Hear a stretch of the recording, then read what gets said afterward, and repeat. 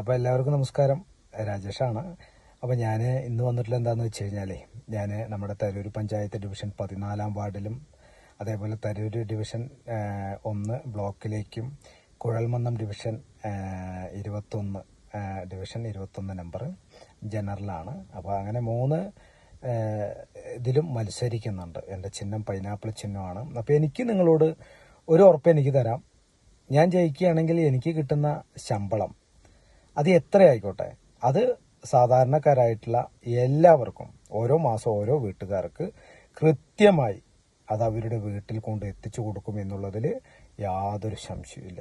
കാരണം എന്തിനാ ഞാൻ ഇങ്ങനെ പറയണമെന്ന് വെച്ച് കഴിഞ്ഞാൽ വേറൊന്നുമല്ല, നമ്മൾ എത്രയോ വർഷങ്ങളായിട്ട് ഇന്നും ഞാൻ അറിയുന്ന പല ഏരിയകളിലും ഒരു വീട് കിട്ടാൻ പോലും കഷ്ടപ്പെടുന്ന 20-30 വർഷമായിട്ടൊരു വീട് കിട്ടാൻ പോലും കഷ്ടപ്പെടുന്ന കാലഘട്ടത്ത് എനിക്കിനി വേറെ ഒന്നും ചെയ്യാൻ പറ്റിയില്ലെങ്കിലും ഞാൻ ജയിച്ചാൽ ഒരു വാർഡ് മെമ്പറായി കഴിഞ്ഞാൽ എത്രയാണ് 8,500, 9,500, 10,000 രൂപ വരെ കിട്ടുമെങ്കിൽ ആ 10,000 രൂപ കൃത്യമായി നിങ്ങളുടെ ഓരോ വീട്ടിലേക്കും, അതായത് സാമ്പത്തിക പ്രതിസന്ധിയുള്ള ആൾക്കാർക്കാണല്ലോ ഏറ്റവും വലിയ പ്രതിസന്ധികൾ. കാരണം രോഗിയായി കിടക്കുന്ന ആൾക്കാർ, കിടപ്പ് രോഗികൾ, അതേപോലെ തന്നെ ഭിന്നശേഷിക്കാർ, അതേപോലെ തന്നെ 10 ദിവസം പണിയില്ലെങ്കിൽ എല്ലാവരുടെ കാര്യം കട്ടപ്പോകുക. ഈ പറയുന്ന നമ്മൾ വരെ, ഞാനും പണിക്ക് പോയി ജീവിക്കുന്ന ഒരാളാണ്. കാരണം എന്താണെന്ന് വെച്ച് കഴിഞ്ഞാൽ രാഷ്ട്രീയം എന്ന് പറയുന്നത് ഒരു സേവന മാർഗമാണ്, അല്ലാതെ അതൊരു തൊഴിലല്ല. അതുകൊണ്ടാണ് ഞാൻ പറയുന്നത്, ഞാൻ ഒരു പക്ഷെ ജയിക്കുകയാണെങ്കിലും ഞാൻ എൻ്റെ തൊഴിലിന് പോകും.